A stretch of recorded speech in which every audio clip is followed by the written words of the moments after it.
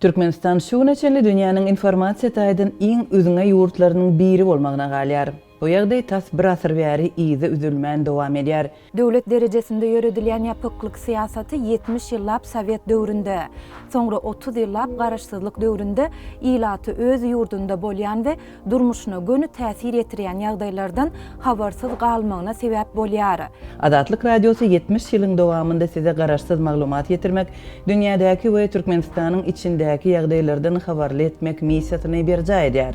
Menin adatlyk bilen hyzmatdaşlyga başlamagym elbetde soň ýene bir näçe ýazgynyň adatlyk bilen hyzmatdaşlyga başlamagyna getirdi. Olaryň bir näçesi gizlin ýagdaýda, anonim ýagdaýda adatlyga maglumat berdi.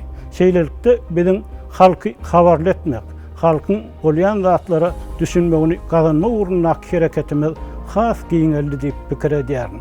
Elbetde soňky ýyllarda ýagdaý has agyrlaşdy, sebäbi hökümet bilim ulgamyny, bilim sistemasyna agyr zar berdi. Ruhnamaçylar nesli diýilýäni ösdürip ýetişdirmek üçin köp tagalla etdi. Propaganda köp serişde goý berdi. Bu bolsa adamlaryň gözüniň baglanmagyna alyp geldi. Köpçüliklerin ýagdaýda, hususan ýaş adamlaryň. Şonuň bilen baglykda egerde jurnalist bolsaň, ýazgy şahyr bolsaň, ýa-da aktivist bolsaň, senin öňünde etmeli iş gaty köpelli.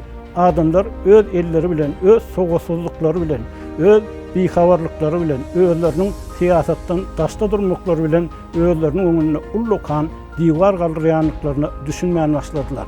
Bu bolsa geljekki neslin şuňky ýagdaýa düşmegini, gaty köp adamyň iýsiz galmagyna, türmelere düşmegini, ýurtdan gitmegini, maşgalaryň ýykylmagyna alyp geldi. Bu iş elbetde ýurdun awadançylygy, ýurdun geljegi bilen bagly. Şonuň üçin men jurnalizm işini elbette öz ıkgarım hasaplayar.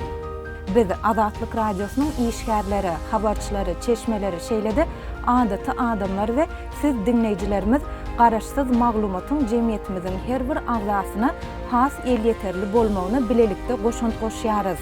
Garaşsyz habar ygtybarly bolmak, öz ýoluňy saýlamak, durmuşyny özgertmek üçin esasy zarurlykdyr.